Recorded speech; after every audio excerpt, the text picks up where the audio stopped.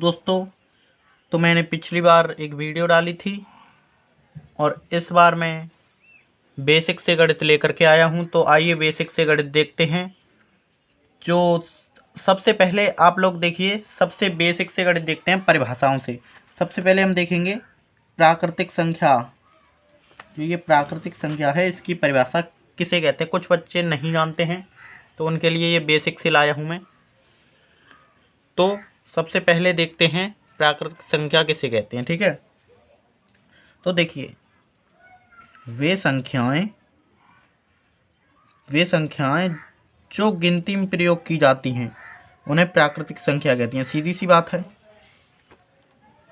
बात है, जो संख्याएं गिनती में प्रयोग की जाती हैं उन्हें प्राकृतिक संख्या कहते हैं। जैसे 1 2 3 4, देखिए उदाहरण के लिए 1 2 3 4 5 अनंत तक जाती हैं आगे। ठीक है, तो हम अपने काम का ही देख रहे हैं यहाँ तक उदाहरण ले लीजिए। अब देखिए, अब यहीं एक और संख्या आ जाती है प्राकृतिक के बाद, जस्ट बाद, वो है हमारी पूर्ण संख्या। पूर्ण संख्या किसे कहते हैं?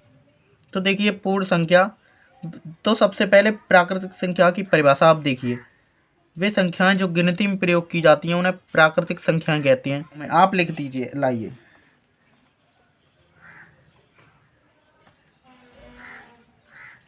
प्राकृतिक संख्याओं में जीरो को शामिल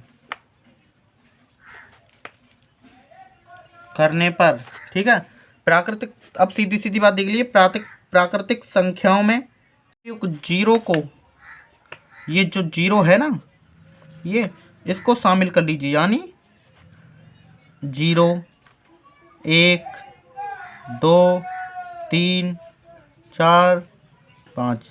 तो ये देखिए अनंत तक आगे चलती रहेंगी।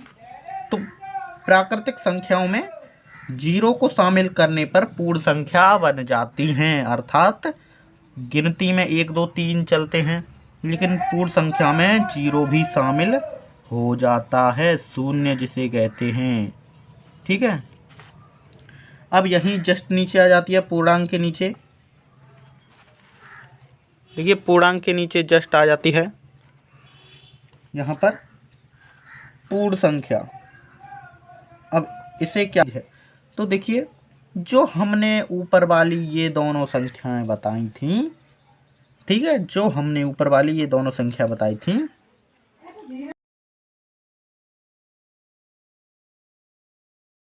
ये जो संख्या बताई थी, देखिए, तो वहाँ से इन दोनों के समूह धनात्मक तथा ऋणात्मक चिन्हों के साथ दर्शाया जाता है, उसे पूर्णांक कहते हैं। यानी जैसे हमने बताया था, एक देखिए -0, ठीक है, अब ये हो गया।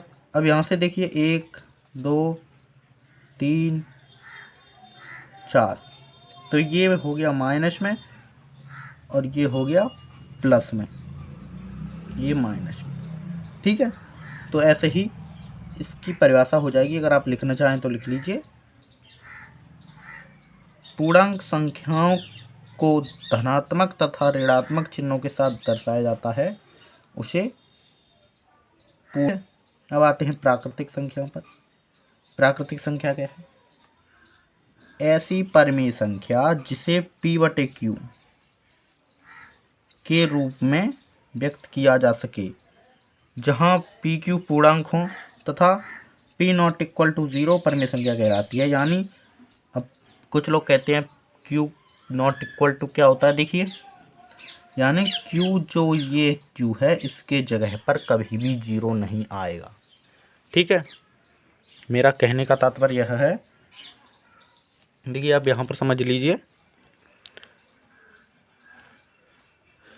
देखिए, जैसे यहाँ पर, ठीक है, यहाँ पर हमारा आ गया 4/0, तो ये कभी भी 0 यहाँ पर मान इसका नहीं आएगा, ये गलत होगा, आएगा तो। और हाँ, ऊपर आ सकता है, ठीक है, नीचे कभी भी नहीं आए, नीचे 0 मान हो ही नहीं सकता।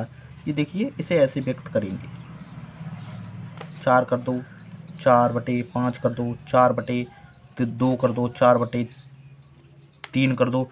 ये मैं 4 ही कर रहा हूँ, लेकिन आप कितने भी कर सकते हैं, लेकिन क्यू के स्थान पर 0 नहीं रखेंगे। ठीक है, इसे ऋणात्मक और धनात्मक चिन्हों के साथ भी आप दर्शा सकते हैं, जैसे -4, सॉरी अब आप कहेंगे कि 4 ही कर रहे हैं, तो इसीलिए देखिए -3/5 ये हो गया, ये प्लस का वो माइनस का। ठीक है, आइए अब परमेय संख्या देखते हैं।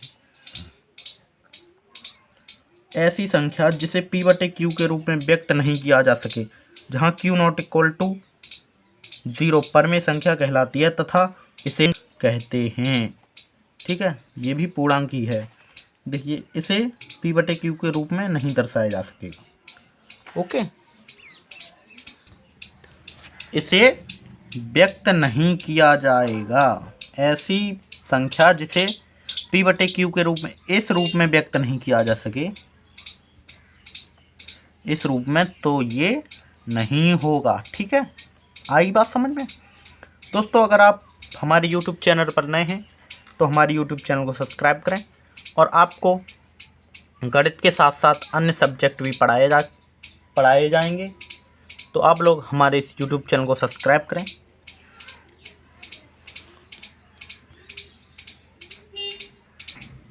तो देखिए, आगे हम आपको अपनी अगली वीडियो में हम आपको देखिए वास्तविक संख्याओं के बारे में बताएंगे। वास्तविक संख्या और सम संख्या, जितनी भी संख्या होती हैं हम बेसिक से पढ़ा रहे हैं, तो इसको बताएंगे। देखिए,